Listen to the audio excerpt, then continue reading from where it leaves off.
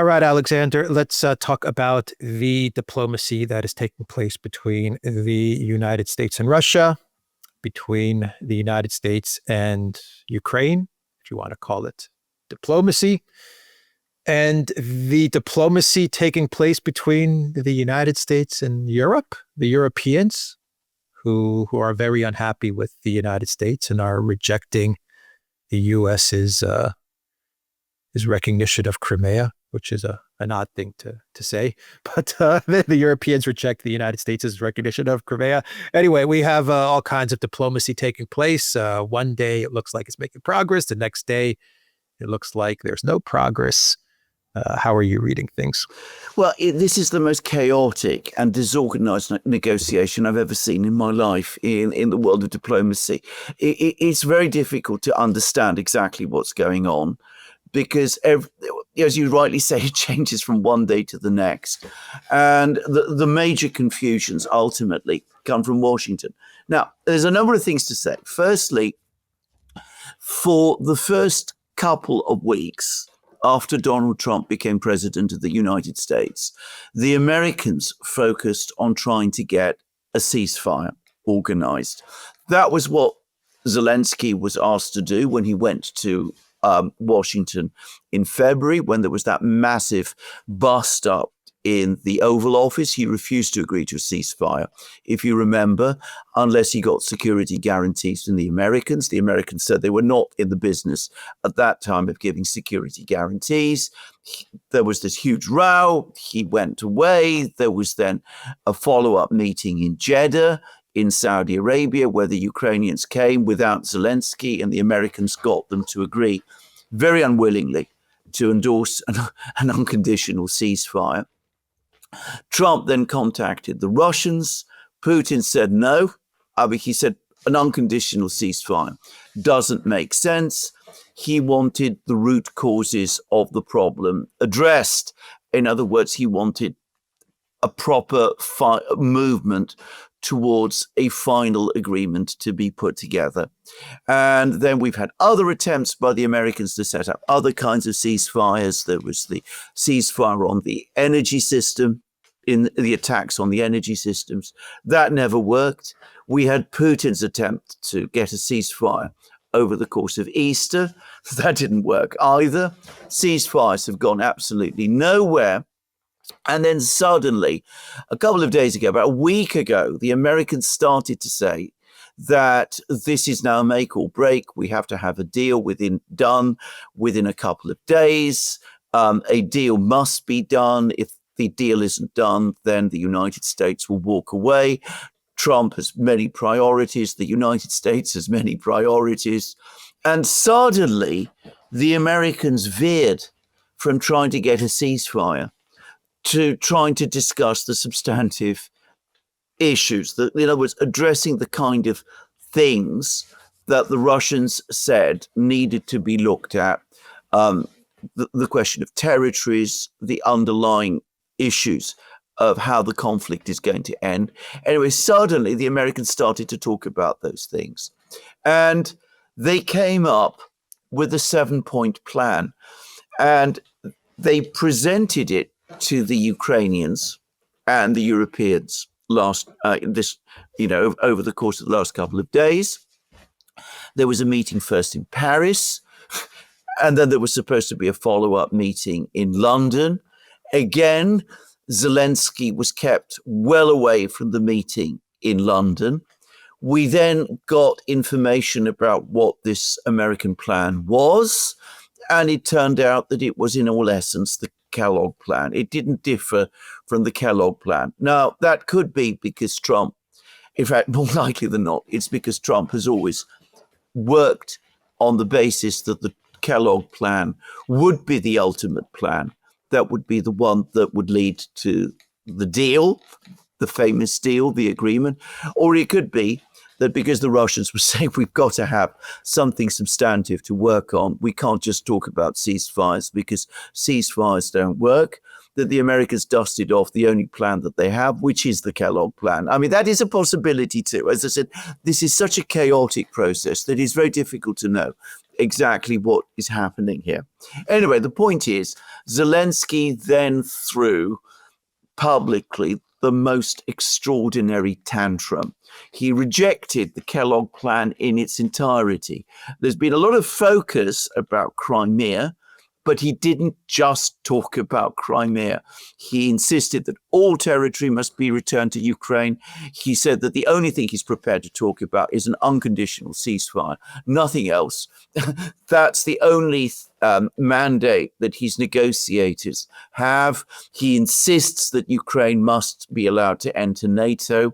He's taking all that stance. The Europeans, or at least the most powerful people in Europe, Ursula, Kaja Kallas, obviously, Friedrich Merz, Macron, Starmer, they've all publicly sided with Zelensky. And right across the European media, you now have furious denunciations of Trump, of the United States, that this is appeasement, that this is surrender to the Russians, that the Kellogg plan is completely unacceptable, that we can't tolerate anything that rewards aggression, that there's never been any change in borders by force since the end of the Second World War. That is so completely untrue, by the way, in Europe, that again, one wonders where these people, what planet these people are on. But anyway, all of that happened, and that looked as if the negotiations on Wednesday, such as they are, if they are even negotiations, had finally collapsed. And then over the next couple of hours, even as Rubio and Wickoff departed from the negotiations, we started to get messages from Trump which suggested that he still thinks that some kind of an agreement can be reached, and the suggestion that this is a make or break moment, that wasn't quite true after all. And then he published this True Social post, which was critical of Zelensky, but nowhere near as critical of Zelensky as one might have expected. It doesn't address the fact that Zelensky has completely rejected, in all respects, the American plan, the Kellogg plan, the only plan the Americans have put forward. And we also had a further True Social post from Trump, which criticizes a missile strike on Kiev that the Russians have conducted. Again, it's not clear why this particular missile strike is attracting so much attention, given that there had been dozens of missile strikes on Kiev over the course of the war, and there is no ceasefire. And at the same time, we hear reports that Wickoff is on his way to Moscow. It's not clear what Wickoff is coming to Moscow for, because the plan, the Kellogg plan, has been rejected already by the Ukrainians. So he's coming empty-handed. But my best guess is that Trump is making one last attempt to try and get some movement, and he's sent Wickoff to see whether Putin is going to make some concessions and try to get this whole process moving forward, because that's the only conceivable reason why I can see Wickoff going to Moscow at this time. This is not off topic, but I think it is connected. As Wickoff is in Moscow, there was a terrorist attack. It looks like it was a terrorist attack on a Russian military official, I believe a major general. Yeah.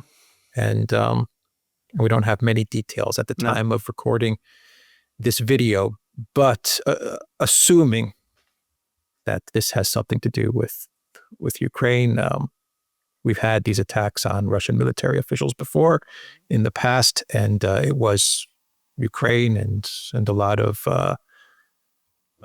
reports claim that it was not only Ukraine, but it was specifically the military intel Budanov's department that was orchestrating these things. Assuming that this is what happened in this instance as well, are any peace deals now officially off? Well, one would assume so, actually, because It looks to me that assassination attempt, if there was one, which I think there probably was. I mean, we rightly said we haven't got all the don't details. know yet. We just got the details. news. We just got the news as we're recording. But I mean, it looks to me very, very likely that that was the purpose, because this is where the whole thing now, the whole absurdity of this whole so-called negotiation is becoming transparently obvious, because listening to Zelensky when he spoke on Tuesday, following and tracking all of the things that he has said since then, he clearly doesn't want peace. He wants the war to continue. The fact that Ukraine is losing it is not really something that seems to worry him very much, but he wants the war to continue. And it looks to me as if he and the people around him, presumably including Budanov, are going to do everything they possibly can over the next couple of days to sabotage any movement towards peace. So if they can assassinate a Russian general somewhere in Russia in order to derail the whole peace negotiation, they will do it. And of course, quite plausibly, it will derail the peace negotiations. Now, I was reading just before we did this program, an absolutely excoriating statement made by the Russian Foreign Ministry spokesman yesterday, Zakharova. And I mean, it basically said this regime in Kiev is not interested in peace. And it went through the whole story, the Minsk agreements, the breaches of the recent ceasefires. It looked to me very much as if the Russians anyway were preparing to tell all this to Wickoff when he arrives in Moscow. And of course, this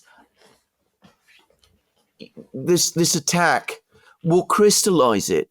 But whatever proposal is made to end the war, even one which objectively is as favorable to Ukraine as the Kellogg plan actually is. I mean, put aside all the hysteria, the anger, the accusations, the talk of surrender, the talk of appeasement, given the realities on the battlefield, given where we actually are in the war, given the stated Russian objectives. I mean, if the Kellogg plan is accepted, at this point in time, it is a victory for Ukraine. I mean, it is, or at least it is the best possible deal imaginable that Ukraine could have. I mean, the Russians, as they made already very clear, have enormous issues with the Kellogg plan. I mean, they've all but rejected it. But, even then, the Ukrainians apparently don't want it. And I think it was David Sachs who said, a person who takes the stance that Zelensky does, even on a topic like Crimea, which shouldn't really be open for discussion because nobody ever expects Crimea to be returned to Ukraine. It's inconceivable that will ever happen. If Zelensky is not prepared to make concessions, even on the issue of Crimea, then he's clearly not interested in peace at all. And even the president's son, the US president's son, Don Trump Jr., is endorsing that view. So yes, I think quite plausibly this assassination attempt is an attempt to wreck the negotiations. And presumably it will wreck the negotiations. And I don't understand why this process is being continued at all at the moment. I mean, it makes very little sense to me. Presumably, Trump is so invested on trying to get some kind of deal done because he's boxed himself into the position where he can't move forward with the Russians on other matters unless there is a deal on Ukraine. That he just is dragging this thing out, trying to get a deal done. When, as I said, whatever deal is done, the Ukrainians are now certain to reject it. Yeah, everything is misleading and is misdirection, it seems, smoke and mirrors from all sides, to be quite honest. Well, absolutely. Bloomberg, they put out an article claiming that Trump is sending Wickoff to Moscow in order to get Russia to accept Ukraine's right to military force. Nonsense. But there you have Bloomberg putting out Well, nonsense type of articles. We had the Financial Times article, Yeah. which was also nonsense about Putin accepting I forgot, what did he accept? The ceasefire, to freeze the conflict. Yeah. Nonsense, right? Nonsense. Nonsense. So you have the media misleading. Yes. In this These instance. are plants. Yeah. These are clearly plants Right. that somebody's making it to the media. I mean, People familiar with the matter, they say, right? people familiar with the matter, exactly. The point about the Bloomberg article about trying to get the Russians to agree to allow Ukraine to have military, to build up their armed forces to whatever level that they wanted to, that would imply. That would imply that the Russians have already rejected that. Well, we know they would do. And you would said Wickoff. You would said Wickoff to tell Putin this. Wickoff is going to sit down with Putin and say, "You're going to accept Ukraine having a military." Absolutely, yes. The whole thing, as you said, the whole thing makes absolutely no sense at all. I mean, the whole thing makes no sense in any respect. As I said, there is massive misdirection going on. So it makes it very, very difficult to understand exactly what precisely is going on. Now, I'm going to make a guess. This is my best guess. I think that there is a deadline that Trump is working against, probably at the end of this month. By the end of this month. The point is, and there's been comments about this now from people within the British military, that the weapons, the arms, the shells supplied to Ukraine by Biden in the autumn are now almost run out. And if the war continues beyond that, Trump has to make a decision. Does he just cut Ukraine off, or does he exercise his drawdown authority, which he has not done up to this point, to supply more weapons to Ukraine to keep the war going, maybe in the hope that there'll be more negotiations, or perhaps eventually does he go to Congress and ask for a further appropriation? He's got to make that decision, and I think Donald Trump doesn't want to make that decision. I think he understands that there's going to be political damage for him, whatever decision he makes. And so I think he's pushing as hard as he can for an agreement to be made this month, because beyond that, he's going to be facing decisions in the United States which are politically difficult. And I suspect that the Russians, up to a certain point, will try to help him. But I don't think they're going to make any fundamental concessions. And besides, why would they? Given that, as we've seen, Zelensky is going to reject any proposal, any conceivable proposal, other than outright victory, which the Russians are not going to concede.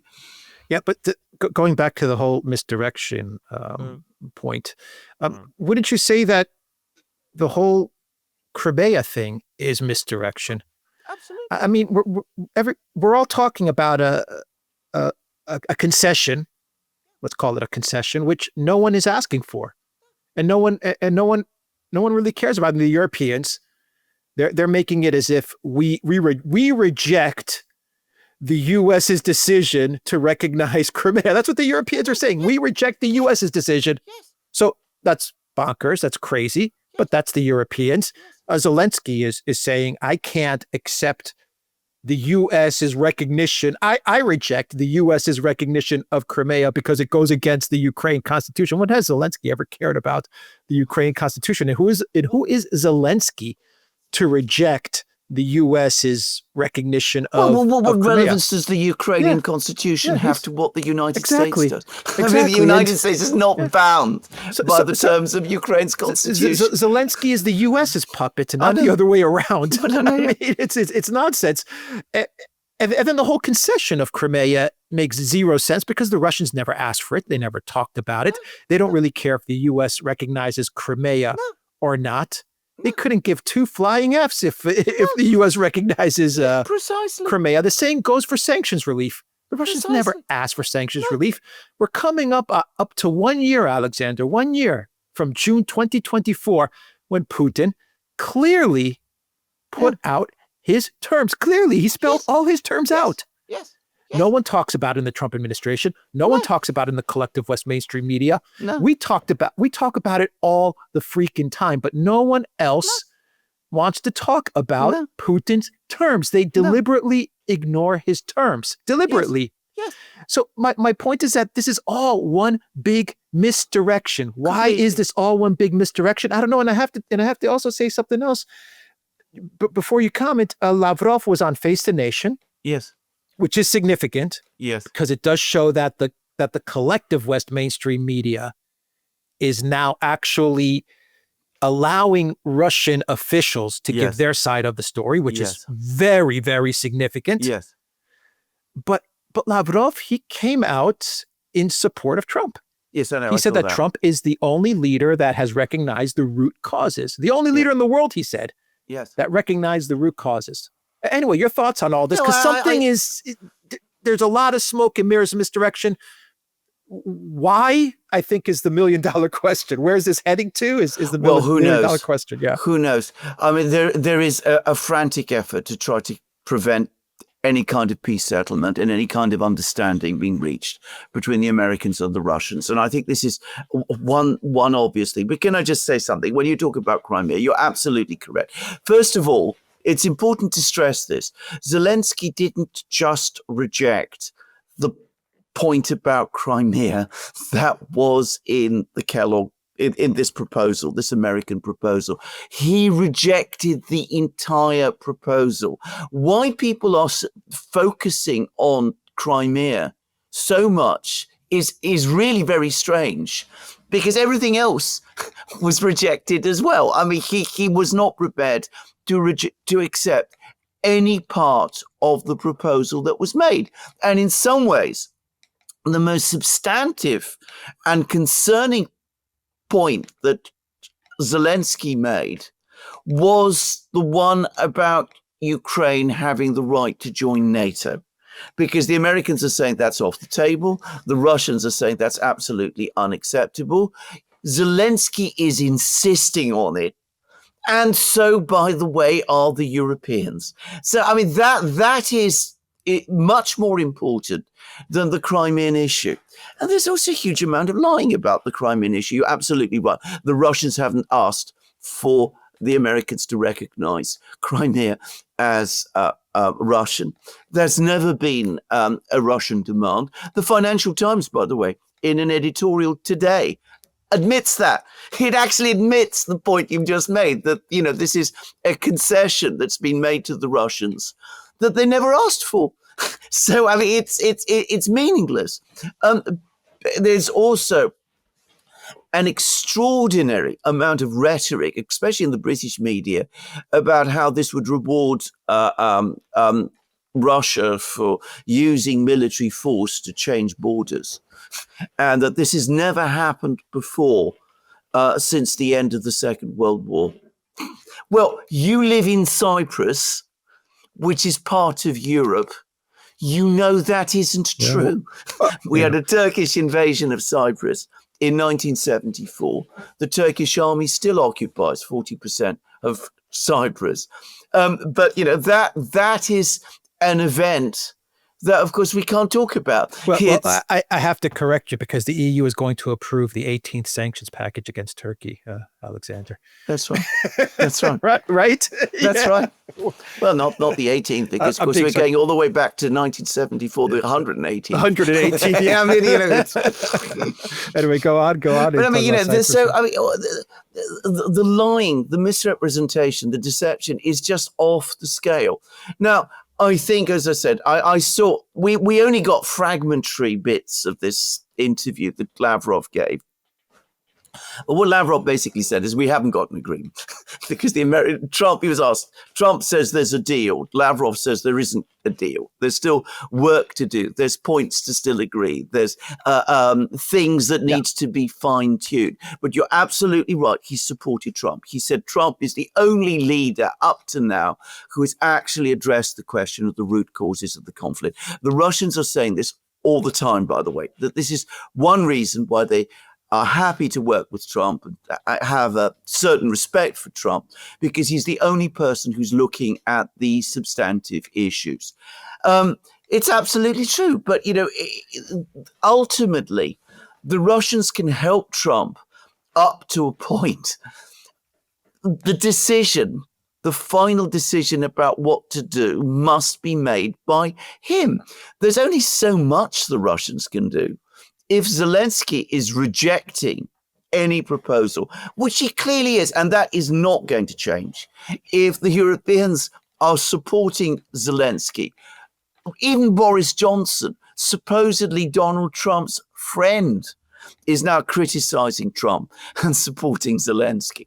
If the Europeans are going to support Zelensky, then, Trump should realize that this is over, that he's not going to get peace in Ukraine. He's not going to even get any kind of agreement in Ukraine that can last or that can work. And he should do that which he says he wants to or intends to do, which is walk away. Maybe that's part of this entire process. Trump is positioning the United States as the mediator, which everyone knows is not true. Everyone knows the U.S. is a party to the conflict, yes, including the New York Times, which outlined the entire thing in excruciating detail. Yes, how the U.S. is at war with Russia. Okay, so everyone knows that's a fact. But Trump, the marketing guy, the messaging guy, he has positioned the U.S., at least from a marketing messaging standpoint, as the mediator. Yes. If you haven't been following the conflict in Ukraine, as we have, as our viewers have, if you're just some person who, watches the news every now and again, you would probably say, okay, the U.S. is a mediator. Yeah. You would believe it. Yes. So and that's a majority of the population. Right? Not everyone in the world is hyper-focused on this conflict as we are and our viewers are. So he's done that. He is saying that if he was president, this war would have never happened. He says that over and over again. Okay. Good. Correct. He's correct. Right about it. He's right about that, but he did send the javelins when he was president as well. So he did escalate. Yes. Okay. Rubio is now also saying that we didn't start this war. He said it the other day. Yeah. We didn't start this war. He said we had nothing to do with this war. Yeah. Trump has also said that. He said this is Biden's war. He started saying that. Now Trump is also going further back in time, and he's talking about Obama. Now that we're talking about Crimea, he's talking about the history of how Crimea ascended into the Russian Federation via Obama. Yes. So he's maybe adding some context as to why Crimea is part of the Russian Federation, and then I'll end my point here with Lavrov during that Face the Nation interview. He also asked the reporter, when the reporter pressed Lavrov, "Are we going to get a deal in the next week?" Lavrov said, "You don't trust your own president." I mean, I don't know what. How do you analyze all of this? Is the plan to walk away? Is the plan to walk away? Is there perhaps a deal being worked out by the Russians and the Americans at the moment? Maybe that's why Wickoff is in Moscow. But every other comment from every other Russian official, Zakharova, Peskov yesterday, Shoigu yesterday, argues otherwise. So, I mean, it's difficult to see. I mean, I think that one of the things that I would say about Lavrov's comment is that he was also asked whether it was really true that Wickoff was on his way to Moscow. And he said, your president is saying that, you don't trust your president on this. True. Bear in mind that he also said... It was back-to-back questions. It was back-to-back, exactly. And that excerpt looked to me as if it was heavily edited anyway. So we haven't been provided with the whole text of the interview, and that might be important to get as well. But anyway, let's not waste too much time on this interview. I can't clearly see where this is going. But logically, this is the moment when Trump has to make the decision to walk away. Because, as he said himself, Zelensky, who is, remember, America's ally, doesn't want a deal. He's made that absolutely clear. He doesn't want peace in any form. He's no different from the rest of the Ukrainian leadership in this. There is no one else important in Ukraine who is likely to take over from him, who would take a different stance to the one that Zelensky himself is taking. The Europeans also are going to back Zelensky no matter what. And they're going to spread all sorts of false stories about, Crimea, about negotiations with the Russians, about the Financial Times article about the freeze on the existing front lines, the Bloomberg article about getting the Russians to agree to allow Ukraine to build up its armed forces to whatever extent it wants. All of those sort of things. So the Ukrainians are never going to change. The Ukrainians aren't going to change. I come back to what I said. I think that Trump does want to walk away, or probably has come to reach that point. But he's also recently been going out of his way to say again and again and again that he's not on anybody's side, that he is completely neutral. So I think he wants to walk away, but in a situation where he says that neither side wants peace, neither the Ukrainians nor the Russians. And I think this is really what this is now about. So that he won't have to, he can walk away. He can then make his decision. Said that nobody's interested in peace. He clearly doesn't want to impose more sanctions on the Russians. Notice that all the talk about that has gone. All the talk about more sanctions against the Russians has also gone. So he doesn't want to do that. He doesn't want to continue involvement in the war. I think probably there is a lot of theatre and choreography here. I don't really see much evidence of much in the way of a genuine negotiation taking place. I think that this is all about the United States doing an exit. Certainly, that is apparently what the British think. And I read comments today in the media, in the British media, that the Ukrainians think that also, and that the Ukrainians now believe that within a week's time, further American aid to Ukraine will have ended. That's what Bill is saying too. Yeah. And then we got the report about the U.S. blocking the Taurus missiles as well. So that's indicative. Trump was asked in the White House about what concessions is Russia making, and Trump said Russia's going to stop taking over the country. It's going to stop taking over Ukraine. That's the concession. I mean, that was a pretty big statement from Trump. He didn't talk about, Russia's giving this or that. And if they don't give this or that, I'm going to place sanctions or anything like that. He just said it straight up, straight up. He just said, look, the concession is that Russia doesn't take over all of Ukraine. That's a big concession. Yes. That might even be true. I mean, it's quite plausible. It is true. But what I mean by that is that the Russians might actually, they could say to Trump, look, even if the negotiations break down, we are prepared to state publicly in some kind of document that you can use if you want to use, that it is not our plan to take over the whole of Ukraine. That might be a gesture that the Russians might make. Of course, it might be overtaken by events if the war goes on, if Zelensky goes on refusing to negotiate. Things might play out differently. But the Russians could say, look, it never was our intention to take over the whole of Ukraine. It isn't our intention now. We can give you this promise. You could take it away. You could show it to whomever you want. And you could say that that's the big concession that we have made, or at least big gesture that we have made. Possibly.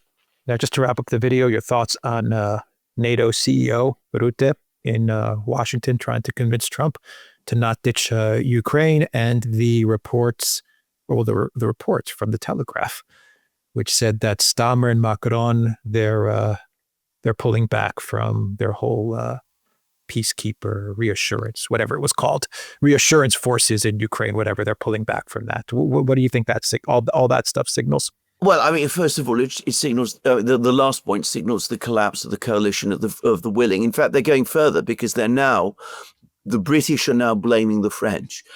I mean, again, this is probably, you have to drill through the British media to see this, but the British are saying this whole crazy idea of deploying troops into Ukraine at all wasn't our idea. It wasn't the idea of our glorious leader, Keir Starmer. It was all Macron.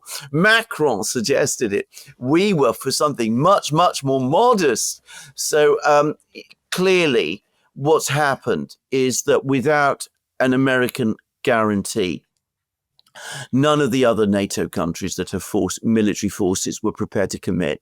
The British and French were not prepared to go by themselves. That would have been a force of 8,000 men at most. It would have been incredibly vulnerable to Russian attack. The Russians have been making statement after statement after statement that it is unacceptable. The British military are known to be solidly opposed to this whole plan. So it looks like it's collapsed. But of course, we still have talk about sending trainers into Ukraine. No fly zones over Western Ukraine, that is still there. So you know that hasn't unfortunately gone away completely. What Rutte, Macron, and Starmer are still trying to do is to get Donald Trump to agree to become Joe Biden. They want him. Their optimal position is to try to get back to what Joe Biden was doing.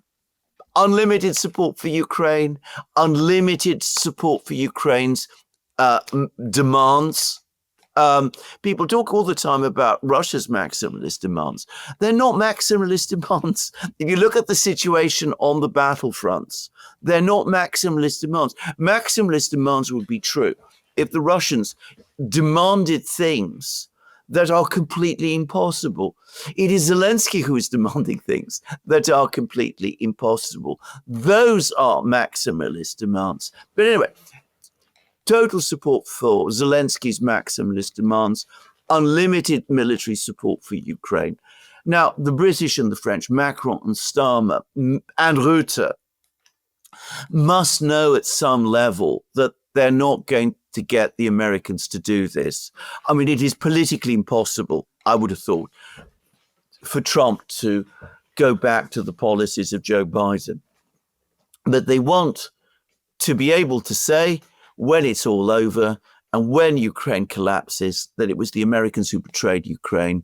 It was Donald Trump. He's the man who's entirely to blame for the whole thing because he pulled the plug from under Zelensky, this heroic figure, and it was he who engaged in this Chamberlain-like appeasement of, the dictator in the Kremlin.